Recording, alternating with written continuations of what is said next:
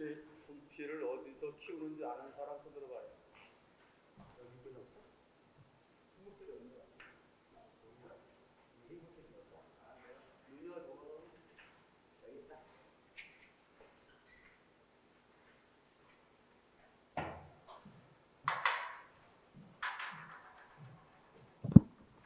자, 점심 잘 드셨어요? 자, 우리가 그 주변에 한참 보니까 막 소나비가 팍 떨어지던데 비는 안 맞았어요, 여러분들? 다행이네.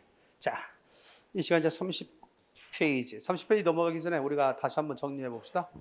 언어와 국어 파트에서 우리가 얘기했던 것 중에서 언어의 개념은 언어의 개념, 언어의 일반성, 언어의 기능, 언어와 민족과 관련돼서 우리가 반드시 알아야 될 것, 압축 두 문자를 통해서 연상해 보자. 시작.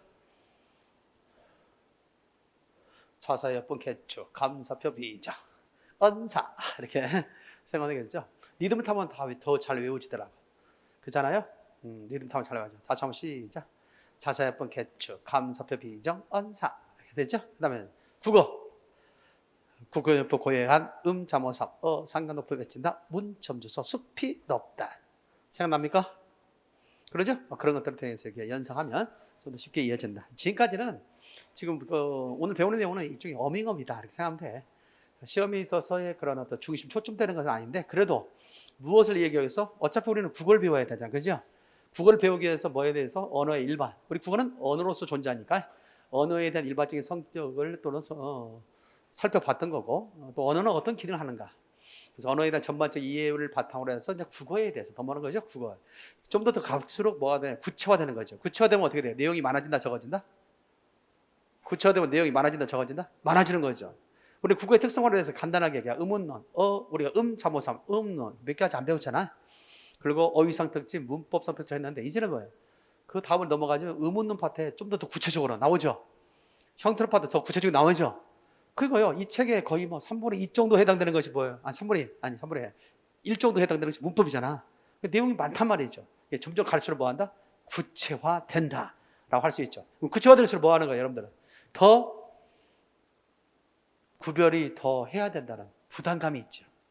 구별을 더 해야 된다는 부담감이 있다는 것은 뭐예요? 그만큼 약간 어려워진다. 이렇게 생각하면 되겠어요. 알겠죠? 무슨 말인지. 네, 그런 거잖아요. 그렇죠? 우리가 뭘 구별하는 데 쉬워? 사람과 동물이 있으면 사람과 동물을 구별하는 데 쉽지. 사람 가운데 남자, 여자 구별하는 거 쉽지. 남자 가운데 만약 이것을 나이로 구별하면 그것도 좀 쉬울 수 있겠어. 그렇죠? 얼굴 딱 표정 보고 이렇게 딱 해서. 근데 그걸 직업별로 구별하면 또 어려워지지. 말하지 않는 이상은 직업을 알 수 있어 없어. 잘 모르잖아. 그러니 좀 더 세분화되고 그 분류 기준이 좀 더 많아질수록 구체화될수록 좀 어려워지는 것이다. 이렇게 생각하면 되겠고, 그래서 마음에 딱 마음을 갖고 있으면 돼. 전제. 좀 어려워지겠구나. 다시 시작. 좀 어려워지겠구나. 이렇게 하면 마음이 좀 편하게 접근할 수 있다. 알겠지요? 그렇게 생각하면 되겠습니다. 그리고 적극적으로 쉬는 시간도 마찬가지입니다. 선생님 배려해서 지금은 뭐 배운 것이 얼마 없어서 물어보지 않겠지만 자꾸 적극적으로 활용할 수 있도록 알겠죠? 여러분들 그 실감 받는다는 이유가 그거 아니야? 물론 인강을 통해서도 방송을 통해서도 소위 우리 여러분 나도 이렇게 많이 찍어봤는데 찍었어요, 그렇죠? 강의를 많이 찍었어요.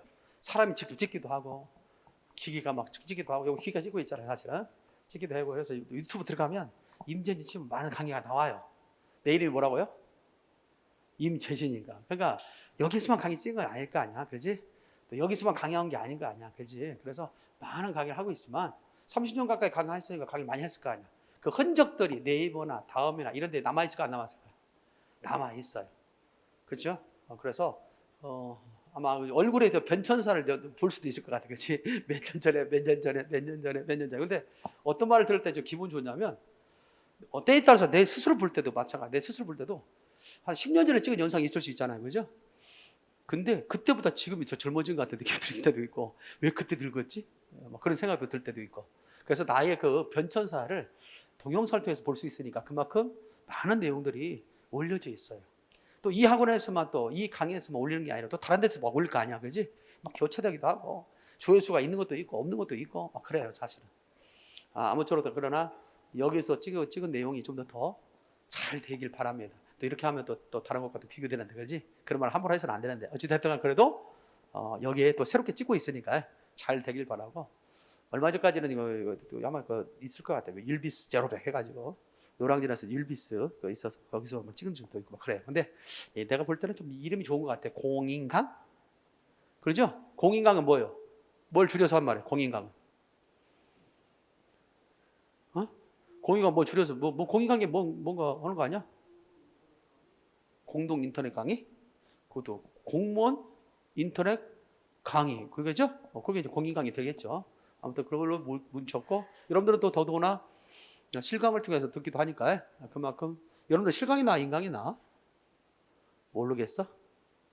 우리 앞에 학생 인강이 나 실강이 나? 실강이 좋아. 그래, 실강이 좋기 때문에 이 자리에 앉아 있는 걸로 생각됩니다. 그렇죠? 나도 생각해. 실강이 좋아. 나도 실제 이렇게 실제 우리 학생들에게 얼굴 보면서 서로 아이 컨택 하면서 눈으로 교환하면서 그 수업하는 것이 오히려 더 나는 괜찮더라고. 그래서 옛날에 그 코로나가 심할 때 있잖아. 줌으로 수업한 적도 있고 막 그러거든. 나 혼자 학생들 뭐 다 인강으로 화면을 우리가 소위 보면 줌으로 연결시키잖아. 그렇게 했는데 힘들더라고. 하루 종일 나 혼자 강의실에서 혼자 하고 줌으로 연결시켜서 하다 보니까 뭐 하나씩도 아는 척 하기는 좀 그러잖아, 그지? 다 보면서 상당히 힘들었던 그런 건데, 그래도 이렇게 마스크라도 쓰고 현장에서 여러분을 만나보게 된 것은 참 당연하다 이렇게 생각됩니다. 시선을 좀 멀리 해야 되는데 시선을 가까이 가면 학생들이 얼마 없는 것처럼 느껴지잖아요, 그지? 바로 앞에 오고 막 이렇게 해서 시선을 좀 멀리해서 이렇게 해야 돼. 저기 멀리 있는 사람 들립니까? 막 이렇게 해야 여기에 많은 학생들이 지금 수업하고 있는 것처럼 느낄 텐데, 어찌됐든 간에 여기는 스터디 아니다 생각하고, 그럼 아마 학생들이 없는 데서 강의 찍을 때도 있었는데 이렇게 우리 학생들이라도 모여서 강의하니까 현장감이 좀 느껴지는 것 같아요. 그렇죠? 아마 수업을 듣는 입장에서도 마찬가지로 인강을 들을 때 학생을 놓고 한 강의와 학생을 놓지 않고 있는 강의, 물론 완전 프로페셔널 강의라면 학생이 있는 것처럼 강의했겠지. 그런 거래요. 그럼에도 불구하고 분명히 차이가 있거든. 그렇죠? 학생이 있는 경우와 없는 경우. 왜? 시선 처리를 아무리 연기하려고 해도 안 되는 경우가 있단 말이지. 그런 점에서 본다면 여러분들 이렇게 이 자리에 있는 건 다행이다라고 생각됩니다. 자, 어찌됐든 잘 할 수 있도록 그렇게 하시면 되겠고, 또 따라오면 되겠다라는 거 다시 한번 얘기하면서, 자, 국어에 관련돼서 우리가 아까 얘기했던 것 중에 있죠. 특별히 거기 30페이지 뭐 관련돼서 다시 국어 순화와 관련돼서 한번 이야기를 해 나가도록 하겠습니다. 자, 국어 순화입니다.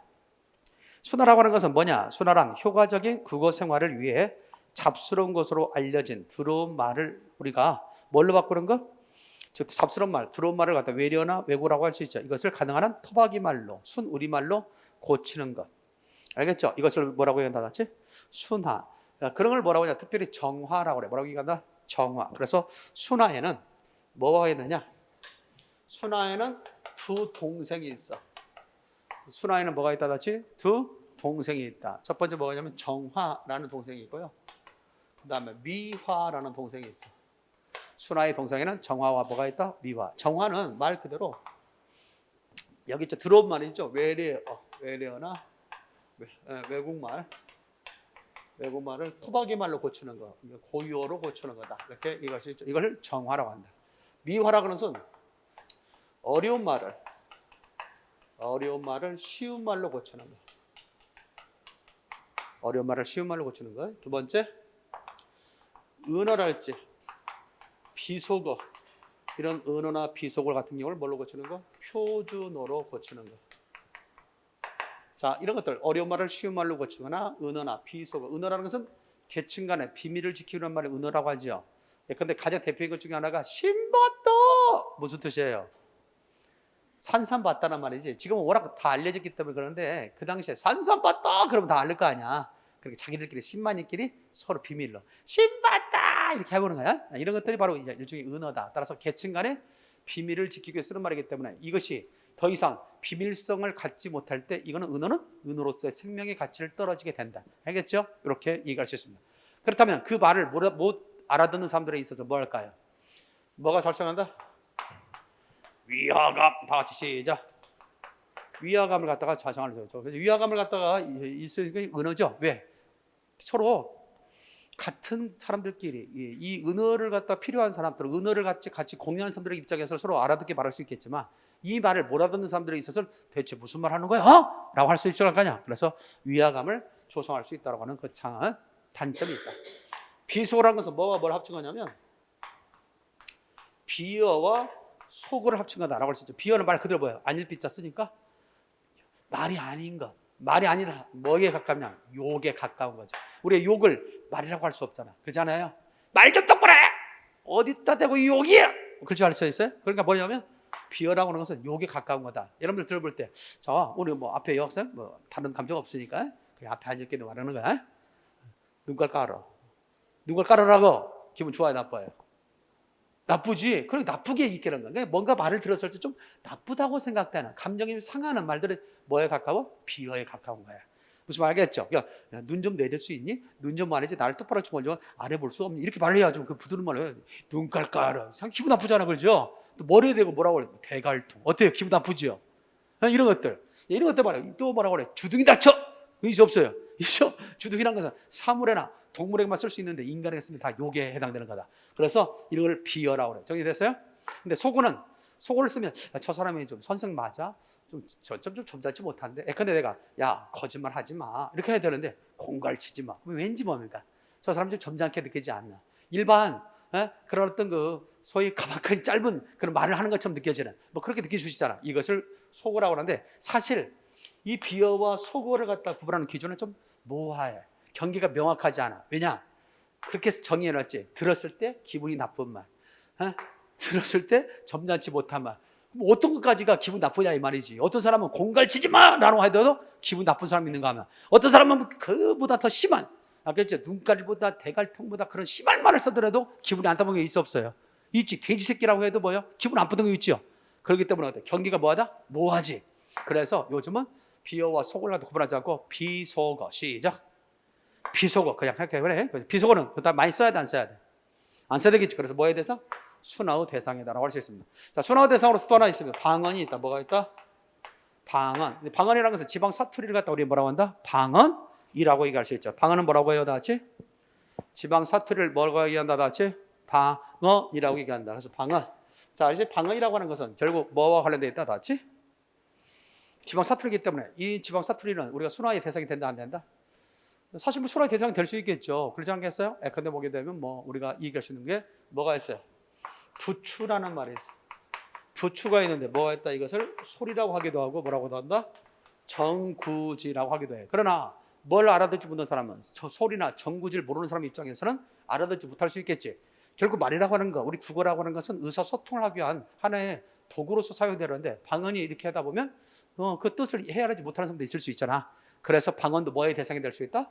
순화의 대상이 될 수 있다. 그렇지만 요즘에 와서 문제화 될 수 있는 것 중에 하나가 뭐냐면 다음 중에서 국어 순화의 대상으로서 가장 약한 것은 뭐냐? 시험에 출제되면 오늘날은 표현의 다양성을 위해서 적극적으로 방언도 표준어와 같은 동음 이어 또는 이음 동의어로서 많이 수용하고 있다는 겁니다. 됐나요? 그래서 결국 우리가 생각하는 게 뭐가 있습니까? 뜨락이라는 말이 있어 없어? 있지. 입새라는 말 들어본 적 있어 없어요? 있죠? 뜨락이다, 입새다, 나래라는 말 들은 적 있어요? 자, 이것들이 전부 다 사투리였던 거야. 그런데 문학적인 어떤 감수성이라고 할까? 이럴 때 어떤 정서적인 측면에 있어서는 오히려 뜰보다는 뜨락이 좀 더 어때야 돼요? 느낌이 좋죠? 또 마찬가지로 마지막 입새, 이거 마지막 입 어느 것이 더 뉘앙스가 있어? 입새가. 그렇죠? 창공에 나래를 펴다, 창공에 날개를 펴다. 뭐가 좀 더 문학적이야? 나래. 그래서 뭔가 뉘앙스가 다르죠? 그래서 적극적으로 이것들 전부 다 사투리였거든? 사투리를 표준으로 인정하는 경향에 있습니다. 네, 알겠습니까? 그래서 시험에 혹시라도 순화의 대상으로서 약한 것은 뭐냐? 1번 은어, 2번 비속어, 3번 어려운 한자, 4 어려운 한자말, 4번 방언. 한번 다 같이. 방언이 가장 순화의 대상으로 약한 것. 그래서 문제 30페이지 날개단을 보자. 40페이지 날개단 보니까 국어 순화의 대상으로 삼기 가장 약한 것 나오죠? 그 다음 몇 번? 그렇지, 2번 방언이다. 이렇게 정리할 수 있다는 거죠. 자주 나오는 건 아니지만 어쩌다 갑자기 기습 공격을 받았을 때 우리가 당황할 수 있잖아. 그것에 대해서 생각해 본 것이다라고 할 수 있습니다. 자, 요즘은 국어의 순화 대상이 단순한 어휘에서 지나서 의문면, 어휘면, 통사면까지 전부 다 뭐가 된다? 국어의 순화의 대상이 된다. 아까 얘기했죠. 그래서 올바른 문장 사용 능력, 올바른 말의 사용은 전부 다 순화와 같이 직결될 수 있다. 그래서 첫 번째 의문면 같은 경우는 발음과 관련된 문제고, 어휘와 관련돼서는 아까 얘기했듯이 은어, 비어, 속어, 욕설, 방언, 외래어 및 외국어 등이 그 대상이 된다고 했지. 그래서 최근에 순화어 대상으로서가 일반적으로 어휘만 갖고 있는 게 아니라 앞서 얘기했던 의문면, 즉 다시 말해서 발음도 제대로 해야 된다는 얘기야. 정리됐나요? 예를 들어서 이런 경우 있죠. 한번 물어볼까?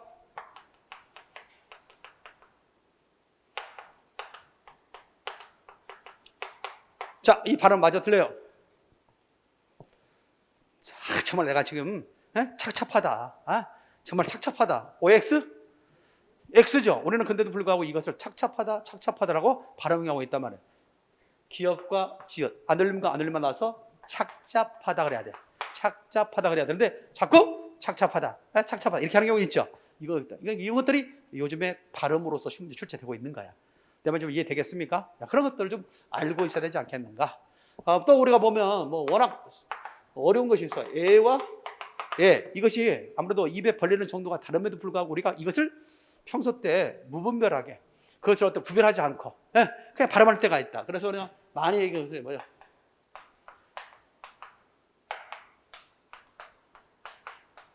어떻게 봤다? 위에 거 아래 거? 개가 품을 물다. 개가 품을 물고 어떻게 봐야 될까? 헷갈릴 때 얘기했지. 우리 평소 때 그냥 아무런 생각 없이 그냥 개거품 물다 뭐 이거 하잖아 우리가. 하기야 뭐 개도 개거품 물 수 있고 이 개도 개거품 물 수 있죠. 근데 실제적으로는 이것과 이것의 벌리는 정도가 다르다. 위에 거는 개거품. 시작. 개거품이요. 이건 개거품이야 그냥 개거품, 개거품, 개거품. 실제적으로 발음이 다른데도 불구하고 우리는 이것을 그냥 뭐예요?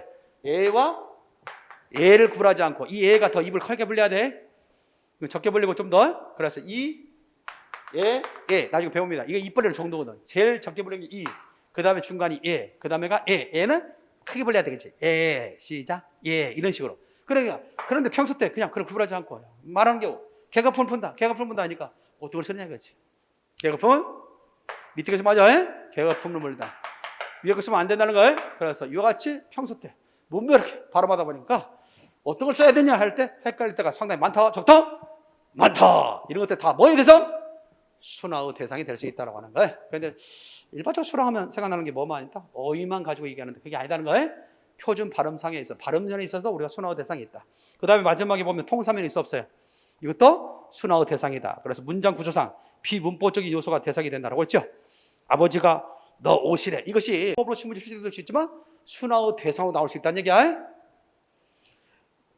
예를 들어서 아버지가 너 오시려면 오다의 주체는 누구야? 너지. 오다의 주체 너잖아. 넌데 아버지가 아니잖아. 그런데 그 상대방을 갖다 높였죠. 그러니까 높이법 어긋났지. 이것도 순화의 대상이다 라고 얘기할 수 있다. 그래서 순화의 대상으로 나올 수도 있고 못 나올 수 있다. 높이법이 어긋난 편, 올바르지 않는 편으로 시험 문제 출제될 수 있다. 이렇게 해서 좀 더 순화의 개념이라는 것이 넓게 생각한다. 그런 얘기야.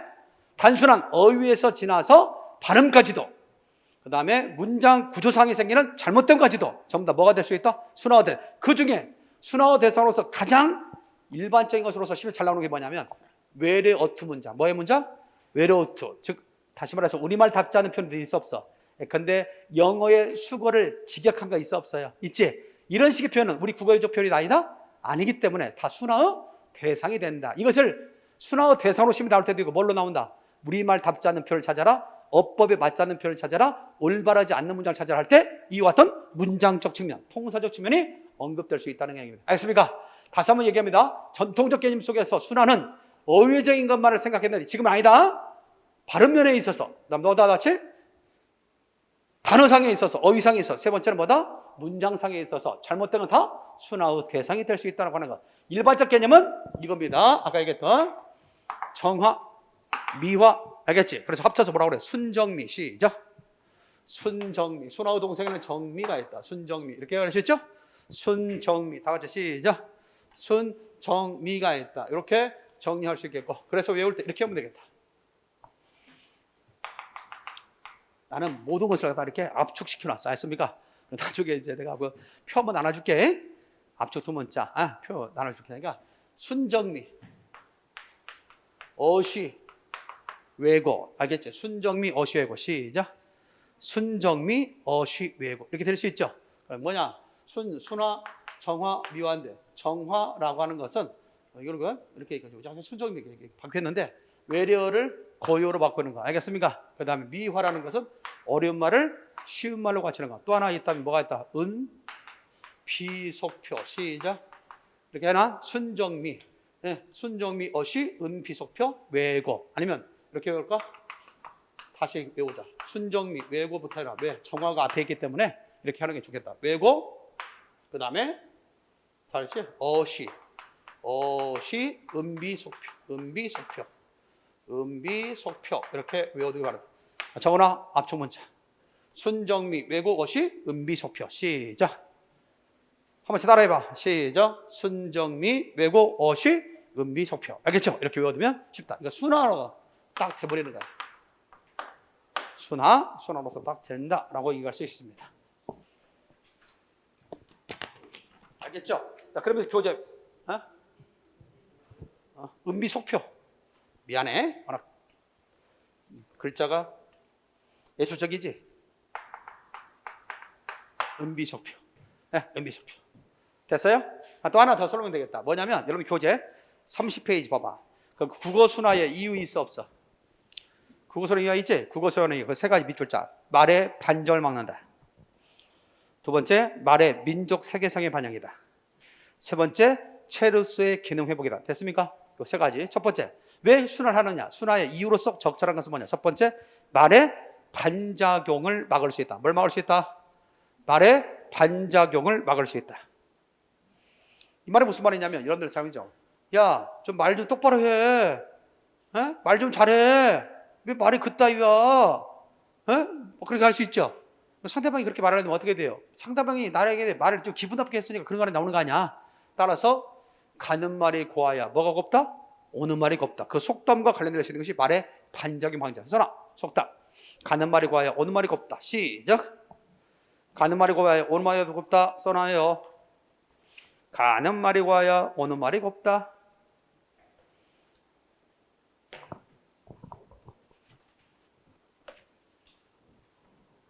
됐죠?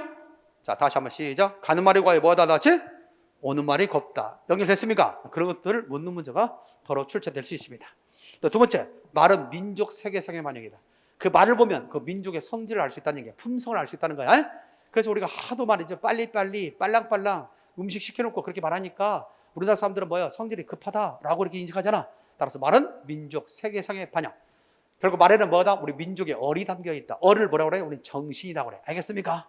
그러니까 말을 갖다 똑바로 또는 좋은 말, 알겠지? 제대로 된 말을 해야 우리도 제대로 된 사상, 제대로 된 정신을 함양할 수 있다는 거 아니겠습니까? 그것이 말은 민족 세계상의 반영이다. 세 번째, 체로스의 기능 회복. 자, 여러분 생각해봐. 우리가 사용하는 말 가운데 불순한 말들이 많이 들어있다면 어떻게 되겠까? 너무나 넘쳐나면 더 이상 걸러낼 수가 없지. 뭐가 잘된 말인지, 뭐가 나쁜 말인지, 뭐가 표준어인지 아닌지를 구분할 수 없겠지. 그러니까 자꾸 봐야 돼. 걸러내줘야 나중에는 뭐야? 조그마한 잘못된 것이 들어와도 딱 눈에 튀시겠지. 그래서 체로스의 기능을 회복하기 위해서라도 우리는 끊임없이 순화를 해야 된다라고 할 수 있지. 자, 순화의 이유 세 가지. 첫 번째, 말의 반작용 방지. 두 번째, 세계상의 방향. 다 같이 보다 세계상의 방향, 반영. 그다음에 세 번째는 체로스의 기능 회복이다라고 이야기할 수 있습니다. 정의됐죠? 따라서 그런 부분이 우리가 알아둘 필요가 있지 않느냐라고 얘기할 수 있습니다. 그래서 말의 반작용을 막는다. 그다음에 세계상의 반영이다. 체로스의 기능을 회복하기 위한 것이다. 따라서 반세체. 시작. 반세체. 이거 돼. 순정미. 자, 순정미 어시 외고 은비 속표. 알겠죠? 이렇게 하는 거죠. 자, 다시 한번 순정미 외고 어시 은비 속표 했죠? 그 다음에 하나 더 한다면 외워둔다. 반세체. 시작. 반세체. 이렇게 외워두면 순화는 다 기본적인 개념은 설정됐다라고 이해할 수 있습니다. 다시 한번 정리하자. 순정미. 시작. 순정미 외고 어시 은비속표 반세체. 됐어요? 딱 보면 알 수 있지. 순화에는 정화와 미화가 있다. 정화는 외래어를 고유로 갖춘 것이다. 미화는 어려운 말을 쉬운 말로 은어나 비속어를 표준어로 바꾸는 작업이다. 알겠죠? 자, 순화의 이유로서는 반세체가 있다. 말의 반작용을 방지한다. 됐습니까? 말은 민족의 세계상의 반영이다. 다음에 체로스의 기능을 회복하는 거다. 됐죠? 자꾸냐 이렇게 이것을 가지고 공부해야 돼. 그래야 내용이 여러분들 머릿속에 이전이 됩니다. 알겠습니까? 됐지요? 그래서 잘 정리하면 되겠다. 다 같이 순정미, 시작. 순정미 왜곡, 어시, 은비소표, 판세체. 이렇게 하면 순화가 딱 끝나버리는 거야. 됐지요? 그렇다. 시작. 그렇다. 잘못했습니다. 자, 어찌됐든 그런 부분을 생각하면 되겠고요. 자, 교재 뒤로 넘겨서 거기 31페이지 봐봐. 31페이지 보면 좀 더 세분화시켜 놨지. 비어가 뭐냐, 속어가 뭐냐, 은어가 돼 있잖아. 요즘에 비어와 속어의 개념이 불분명해. 경계가. 그래서 요즘 합쳐서 뭐라고 한다? 비, 속어. 다만 혹시라도 구분하는 문제 나오면 요게 가까운 뭐다 닿지? 비어다. 점잖지 못한 말, 속된 말 뭐다 닿지?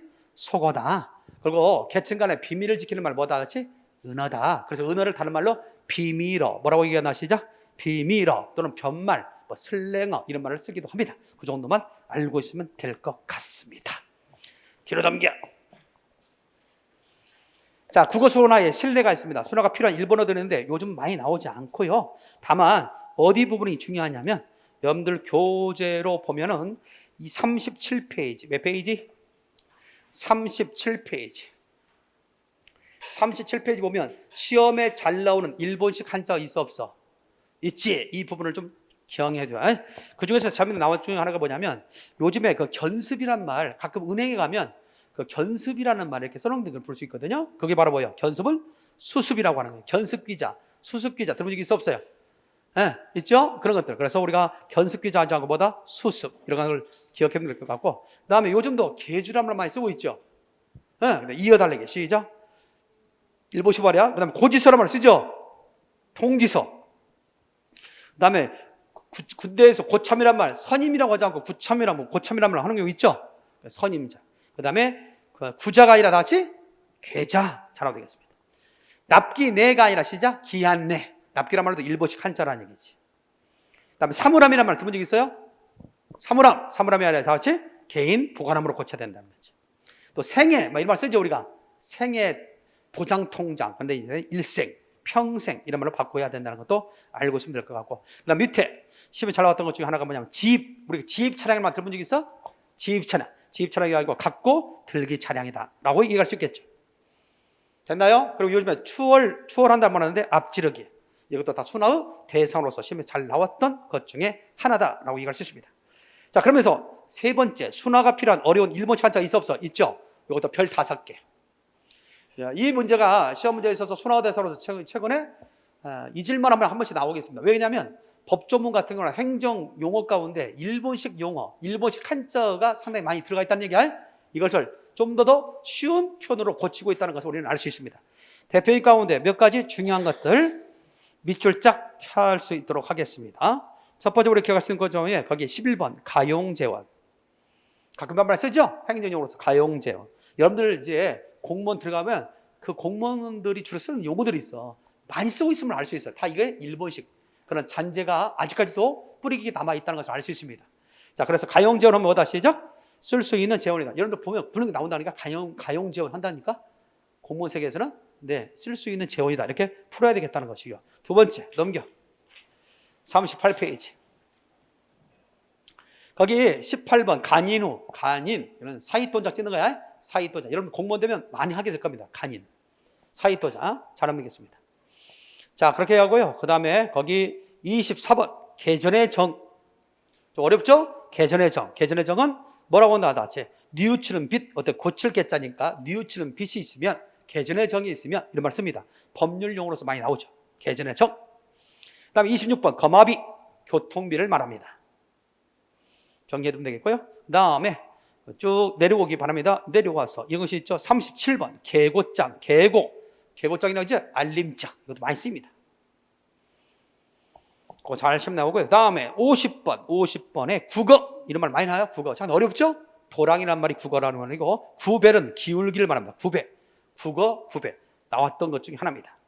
39페이지로 가겠습니다. 자, 39페이지로 가니까 이런 말 나옵니다. 그 많이 나왔던 것 중에 하나인데 68번입니다. 내역이라는 말이죠. 우리가 가끔 내역서라고 하지. 내역서라고 명세서라고 해야 맞습니다. 그 다음에 71번 노견이라는 말이 있어요. 노견, 기럽게. 이것은 기럽게란 말은 노견을 그대로 직역한 거야. 길로자에다 어깨 견자, 노견. 이것은 갓길이라고 해야 됩니다. 갓길. 그걸 좀 잘 생각해 두면 될 것 같다. 자, 이 밖에 또 하나 생각할 수 있는 게 뭐냐면 85번입니다. 돈사입니다. 돈자가 돼지 돈자야. 무슨 돈자? 돼지 돈자. 돈사는 돼지 우리를 돈사라고 합니다. 하여튼 그냥 쉽게 우리말로 풀어서 할 수 있는 것도 행정용어네요. 공무원 사회 속에서는 이런 보수적인 일본식 잔재의 한자를 많이 사용하고 있어. 그러다 보니까 그런 부분을 묻는 경우가 더러 있다. 자, 또 있습니다. 근데 보면 거기 88번 매립하고 메우고, 그다음 맨홀 있습니까? 맨홀, 그다음 점검구, 관출입구, 작업구라고 하는 것도 알고 있어야 되겠습니다. 자, 그다음에 93번입니다. 아주 잘 나왔죠. 별 2개. 아주 잘 나왔습니다. 목리지역. 목리지역을 우리는 혜택지역이다. 눈먼 그런 혜택지역이라고 그러죠. 눈먼 이익. 그래서 우리가 뭐라고 그래요? 내가 어떤 노력을 통해서 얻은 이익이 아니라 결국 저절로 자연적으로 얻게 된 이익을 얘기할 때 목리라고 그래요. 알겠습니까? 그런 지역을 얘기할 때는 목리지역이라고 하겠죠. 알겠죠? 또 그런 이익을 얻은 자를 뭐라고 한다? 목리자라고 하겠지. 생각납니까? 그래서 목리 시험이 잘 나옵니다. 다음 넘어갑시다. 40페이지. 40페이지 보면 다음과 같이 이해할 수 있습니다. 거기 좀 관련돼서 알아둬야 되겠죠? 거기 109번 불입하고, 납입하고가 불입하고입니다. 불입하고. 다음에 114번에 사양서가 세부 설명서. 조심해야 되겠죠? 자, 이 밖에 우리가 또 127번 시건장치. 자, 군대를 갔다 온 남학생들은 시건장치라는 말을 많이 들어봤을까요? 아직도 여전히 군대에서 쓰기도 합니다. 시건장치. 그 관련돼서 시건장치는 잠근장치, 자물쇠를 얘기할 때 쓰는 말입니다. 자, 시방서 밑줄자 시방서, 설명서를 시방서라고 해. 그거 좀 기억해둬야 되겠습니다. 자, 그 다음에 우리가 기억할 수 있는 거죠. 연면적 131번. 연면적 많습니다. 행정용어로서 연면적. 연면적은 뭘로 나다? 전체 면적, 합친 면적. 이렇게 이해될 수 있다는 것도 알고 있어야 됩니다. 자, 41페이지로 가겠습니다. 41페이지 141번 익년, 이궐, 이길, 익회계 연도 있죠? 다음에 이듬해라고 쓸 때 쓰는 말이라는 것도 기억을 해둘 수 있어야 되겠습니다. 정리됐죠? 참고해두면 되겠습니다. 자, 그 다음에 어디냐? 153번 밑줄짝 적치하고. 쌓아놓았다는 말이 적치하다는 뜻이죠. 쌓아놓다 뭐다 시죠? 적치하다. 이런 말로 이해될 수 있다는 것도 알고 있어야 되겠습니다. 다음에 몇 페이지냐? 이거 잘해둬. 163번 항로를 준설하고 파내고 라는 말이야. 항로, 배가 지날 수 있는 길을 파내야 되겠지. 그래야 배 밑바닥이 닿지 않을 테니까 준설한다는 것은 파낸다는 뜻입니다. 그거 좀 잘 기억해둬라. 자, 그 다음에 또 있습니다. 그 밑에 밑줄 짝 준용하천. 지방이 관리하는 하천을 준용하천이라고 그래요. 지방 관리 하천을 준용하천이다. 이렇게 정리할 수 있겠습니다. 자, 그 다음에 또 계획해서 또 나옵니다. 172번 7호사업 171번 최촉하다. 이 최촉이 어려울 수 있어. 최촉은 재촉과 같은 뜻이야. 재촉하다. 최촉하다. 재촉하다. 7호사업은 생계지원사업 있어 없어요? 가끔은 요즘도 우리가 대체적으로 보면 노인분들에게 일자리를 갖다 제공할 때 7호사업을 주기도 하고 그러지 않겠습니까? 그래서 뭐 일정 부분 돈을 갖다가 주게 되죠. 하게 되고 이것을 얘기한다. 다음에 173번 타설. 콘크리트 같은 걸로 채우는 것을 우리는 타설이라고 하죠. 타설 기억해두면 되겠습니다.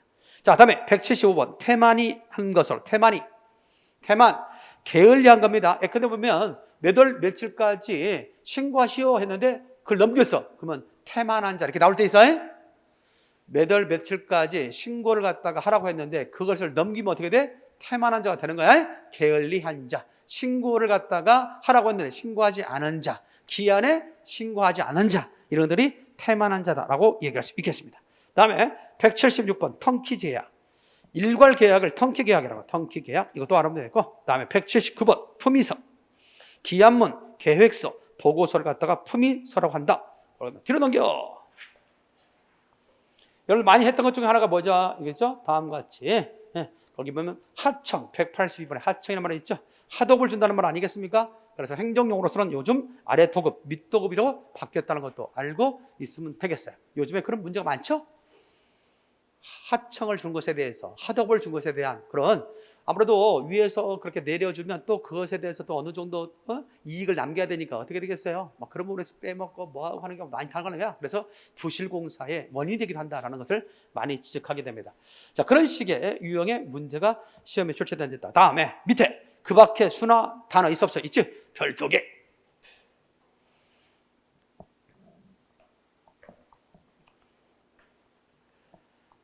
자, 요즘에 있어서 보면 뭐 양성평등도 있고 뭐 여러 가지 있겠지만 직업에 대한 귀천이 있다 없다? 없다라는 차원에서 특별히 간호부를 뭐라고 한다 나지? 간호사 또는 간호 선생님이라고 많이 바뀌었죠. 우체부도 우편 집변으로 구두 닦기는 구두 미화온으로 바뀌었다는 것. 그리고 운전수가 아니라 시작 운전수라고 한다는 거. 이해 됐습니까? 요즘에 점쟁이 하지 않고 뭐라고 한다? 역술가. 요즘에 많이 되는 것 중에 하나는 법사, 뭐, 이거 많이 쓰고 가는데, 일반적으로 역술가, 역술인이라고 해야 맞습니다. 자, 이 밖에 수의란 말도 요즘 안 쓰죠? 뭐라고 쓴다, 다 같이?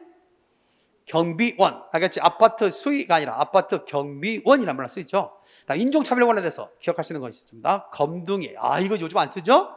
뭐라고 한다, 시작? 흑인, 황인, 백인 할 수 있잖아요. 뭐 그런 점에서 검둥이라면 안 된다는 점. 자, 이 밖에 살색. 상당히 시험이 잘 나왔죠. 살색. 살색이라고 하지 않고 뭐라고 한다, 같이? 살구색. 이거는 인종차별이 있죠. 그렇다면 뭐라고 그래야 돼? 백인은 백색이야? 흑인은 흑색이고? 그렇게 말할 수 없지. 따라서 이와 같은 피부 색깔과 관련돼서 살색은 각각 인종마다 다르잖아. 그런 점에서 살구색이라고 했다. 그 옆에 보면 문제 42페이지 날개단에 보면 그런 문제 나와요. 언어 표현이 나타나지 않는 것은 차별적 언어 표현이 나타나지 않는 것 나왔죠? 이런 식의 문제가 공무원 시험에 출제된 적이 있더라라고 얘기할 수 있습니다. 거기 대표적 가운데 하나가 뭐냐면 성차별적 표현으로서 뭐가 나와? 처녀작이다, 뭐 여류작가, 그다음에 학부형이다. 나오죠. 특별히 우리가 기억할 수 있는 것은 뭐냐면 처녀작, 가장 먼저 나온 걸 처녀작이라고 하잖아.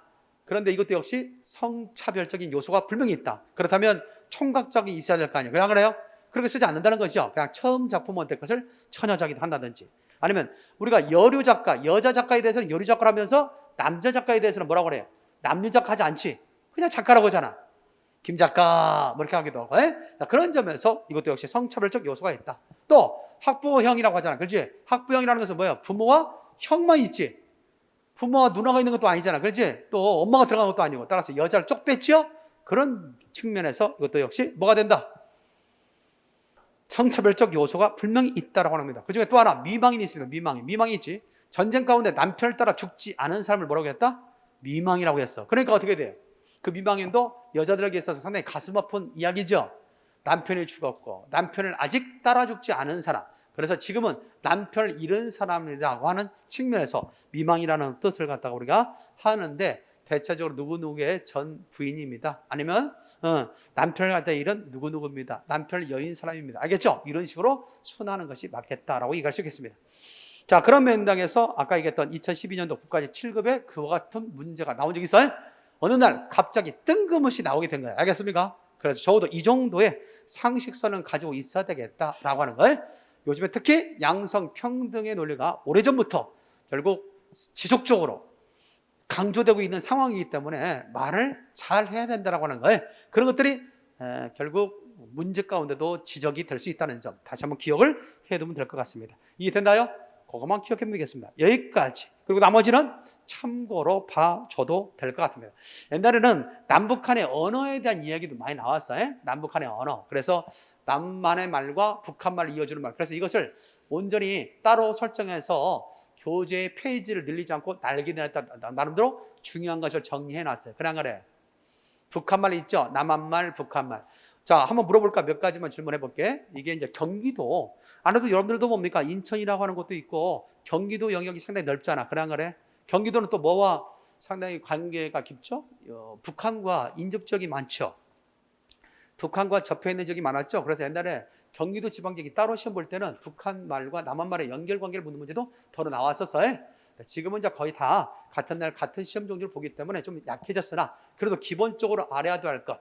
정부에 따라 다르더라고. 남북한의 좀 관계가 좀 긴밀한 관계일 때는 그런 것에 대한 이해의 문제들이 더 나왔는데, 그렇지 않는 정부에서는 아예 북한말과 남한말에 대해서 소외를 갖다 하는 경우가 더 있었어요.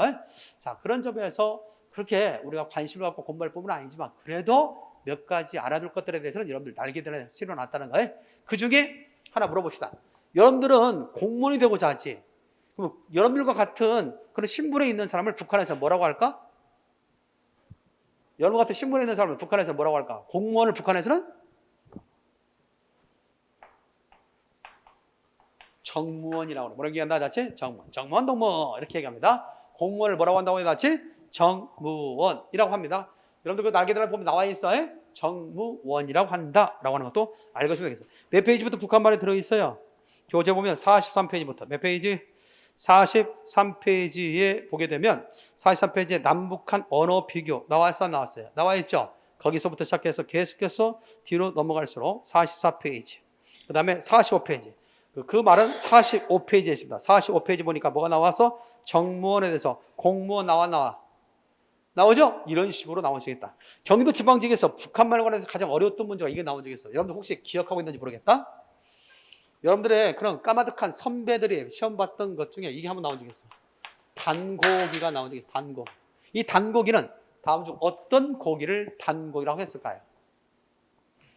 단고기는 어떤 고기를 단고기라고 했을까요? 야, 대단하네. 개고기. 혹시 나왔어요, 거기?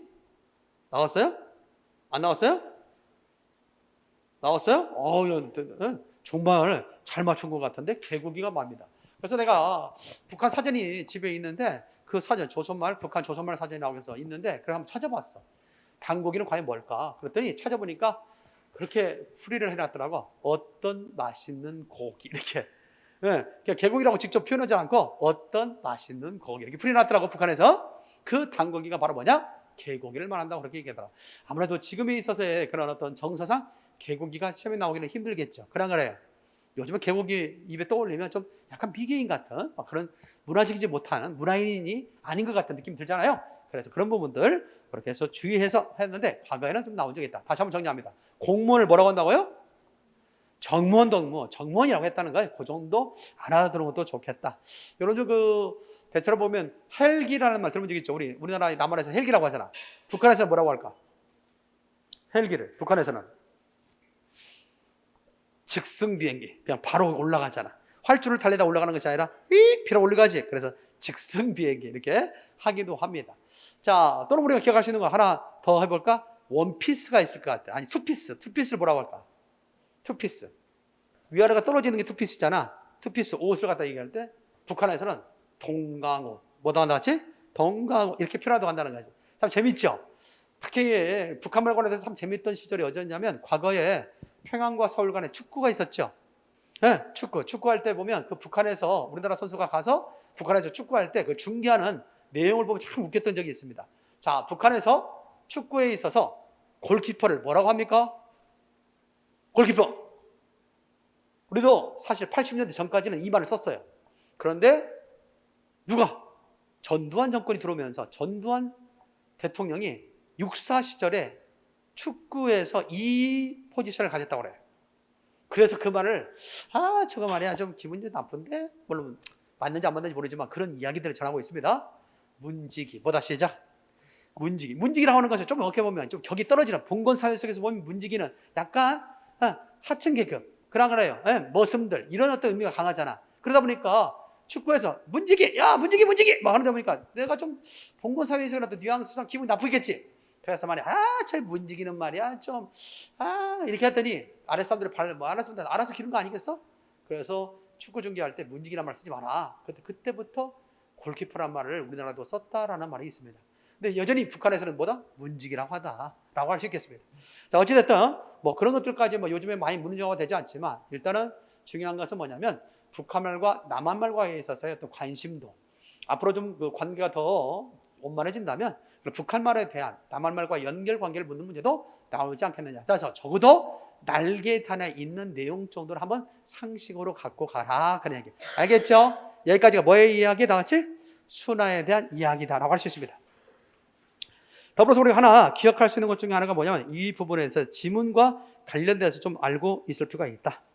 그래서 거기 48페이지부터 시작해서 49페이지 그 다음에 50페이지까지 관련된 지문들 있죠? 이런 지문을 활용한 문제가 출제될 수 있을까 없을까? 있겠지? 그런 점에서 그 부분도 역시 시간 날 때 한번 꼭 외워둘 필요가 있지 않느냐라고 얘기할 수 있습니다. 특별히 우리가 기억할 수 있는 내용 가운데 이런 것들이 언급이 될 수 있습니다. 거기 50페이지 봐봐. 50페이지 하나만. 50페이지 보면 새 말의 탄생이 있어 없어? 있지? 거기다 별 2개 좀 해놓고 새 말의 탄생. 새 말의 탄생. 거기서 언급되는데 첫 번째 거기 가달락에 동그라미 해놔. 가달락. 우리는 새말이라는 게 무엇인가, 새말은 어떤 것을 지칭하는 것인가 하는 것부터 생각해 보자. 그렇다면 이 글에서는 제일 먼저 뭘부터 할까? 새말에 대해서 얘기하기 위해서 새말의 개념부터 정의하고 가자는 얘기지. 새말이란 이미 있었거나 새로 생겨난 개념 혹은 사물을 표현하기 위해 지어낸 말, 그리고 이미 있던 말이라도 새 뜻이 주어진 것을 통틀어 뭐라고 한다? 새말이라고 한다. 여기까지는 새말의 개념에 대한 이야기지. 자, 그리고 이미 있던 말이라도 새 뜻이 주어진 것을 통틀어 이루는데 다른 언어로부터 사물과 함께 차용되는 외래어도 여기에 포함된다. 자, 외래어도 포함되네. 새 말에는 다른 언어로부터 빌려온 말도 역시 새 말로 취급한다. 또 첨가죠. 새 말은 전혀 없던 개념이나 사물을 표현하기 위한 필요 때문에 대부분 생겨나지만 이미 있던 개념이나 사물일지라도 그것을 표현하는 말들의 표현력이 감소됐을 때 그것을 부각하거나 신선한 새 말을 가진 말로 바꾸기 위한 대중적 욕구에 의해서 뭐가 생성된다? 새로운 말이 형성되게 된다. 다시 말해서 이미 있던 말이 대중들의 욕구에 의해서 뭐한다? 새로운 말로 대체되기도 한다라는 얘기야. 이해됐습니까? 무슨 말이겠지? 우리가 마치 말이지 차 종류도 어떻게 돼요? 똑같은 건데도 불구하고 이름이 자꾸 바뀌어 안 바뀌어? 바뀌죠? 그런 것들과 같이 대중들의 어떤 욕구에 의해서 그런 명칭들이랄지 이름들이랄지 이런 것들이 점점점 변화할 수 있다라고 하는, 그렇게 해서 새 말이 형성된다는 것을 알 수 있다는 겁니다. 자, 그 내용을 좀 알고 있으면 될 것 같아요. 그러면서 나달락이 동그라미, 나달락까지 동그라미. 새 말을 그 구성하는 재료에 따라 완전히, 자, 밑줄이야. 완전히 새롭게 창조된 말. 거기다 밑줄 치는 거 1번. 완전히 새롭게 창조된 뿌리된 것. 밑줄 해놓고 1번. 이미 있던 말을 재료로 만들어진 것. 그 다음에 2번. 또 새 말의 상당부를 차지하는 것 중 하나는 뭐냐? 외국으로부터 가져온 차용의 3번. 됐나요? 따라서 그렇다면 새 말의 유형에는 몇 가지가 있다 나왔지? 3가지. 새 말에 있어서의 재료로는 3가지가 있다. 첫 번째, 새롭게 창조된 뿌리로 된 것. 자, 그 다음에 두 번째 다 같이 뭐다 같이? 이미 있던 말에 재료로 하여 만들어진 것. 그 다음에 세 번째는 뭐다 나왔지? 외국에서 빌려온 말, 차용어 있죠? 그럽니다. 자, 첫 번째는 뭐가 나올까? 완전히 새로 뿌리가 창조된 말은 그리 흔치 않다고 했으니까, 자, 거기 6.25 전쟁 때 처음으로 미군 제트 전투기가 등장했다. 이 제트기는 당시에 어느 비행기보다 빨랐으며 눈 깜짝할 새에 쌕쌕 소리를 내며 사라져갔다. 그때 사람들은 이 비행기를 뭐라고 했다 하시죠? 쌕쌕이라고 했다. 예전에 노를 젓던 나룻배나 돛담배가 모터에 의해 추진된 배로 바뀌고 규모도 커졌다. 이 배가 움직일 때 얘는 소리를 못 떠서 똑딱이, 똑따서 또는 통통배란 말을 하겠다. 그렇다면 이것은 뭐에 대한 의미입니까? 지금 내가 그만 읽는 것은 완전히 새롭게 창조된 뿌리가 된 말입니까? 아니면 이미 있던 말을 재료로 만들어진 겁니까? 그렇죠. 거기 앞에 뭐라고 나와서 완전히 새로운 뿌리로 창조된 말은 그리 흔치 않다고 했지. 그러니까 그 뒤에 이어지는 내용은 두 번째에 새 말의 어떤 형성과 관련된 것을 이야기하고 있는 거지. 이미 있던 말에 뭐다 같이 새로운 것을 덧붙여서 만들어낸 말. 내 말 좀 이해됐나요? 그럽니다. 그러면 만약에 이 글 다음에 이어진 내용은 뭘까? 이 다음에 이어질 내용이 있다면 뭐가 나올까? 그 다음에는. 그래서 차용어에 대한 설명이 나와야 되겠지. 알겠죠? 이런 식으로 글의 전개적 양상을 파악하는 유형의 문제가 시험에 출제될 수도 있겠다. 정의됐지요? 자, 뒤로 넘겨봐봐. 기출문제.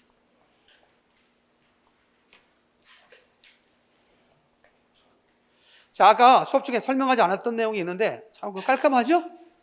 기출문제 부분도 깔끔하죠? 그럽니다. 이게 사도라고 하는 이 사도, 이게 도수를 한번 올릴 때마다 그 편집비랄지 출판비가 비용이 팍팍 2배, 3배, 4배 이렇게 올라가요. 에? 무슨 말 하겠죠? 여러분들. 그러니까 이걸 흑백으로만 놓았을 때와 2도냐, 3도냐, 4도냐에 따라서 편집비 이거 있잖아. 출판비가 팍팍 올라간다고, 책값이. 그래서 좀 그래요. 볼 때는 뭐 이렇게까지 우리가 화려하게 할 필요가 있겠느냐라는 말도 할 수 있겠지만 그래도 시각적으로 보기 좋아요, 안 좋아요? 그렇죠? 같은 값이면 다 뭉치면 보기에 좋은 것이 좋잖아, 그렇지? 그리고 딱 눈에 잘 보이죠? 피곤함이 없죠? 네? 그런 점에서 좀 의미가 있다. 흑백으로만 쫙 되어 있으면 좀 뭔가 눈이 좀 침침해지고 어두워지고 왠지 막 우울해지고 그렇게 할 텐데 좀 이렇게 화려함이 있으면 좀 더 눈이 밝아지잖아. 그런 점에서 효과가 있다라고 얘기할 수 있습니다. 그렇죠? 요즘에 메타버스다, 메타라는 말이 상당히 많이 또 활용되고 있어서 이번에 책 낼 때 시리즈로 메타 시리즈로 이렇게 또 책도 이렇게 냈다는 걸 볼 수 있어요. 표지도 나름대로 좀 젊은 층에 단순하면서도 왠지 강렬하게 보여주는 것 같아서 괜찮다. 그러면 여기서 파고스라는 말에 대해서 잠깐, 파고스가 뭘까? 파고스가?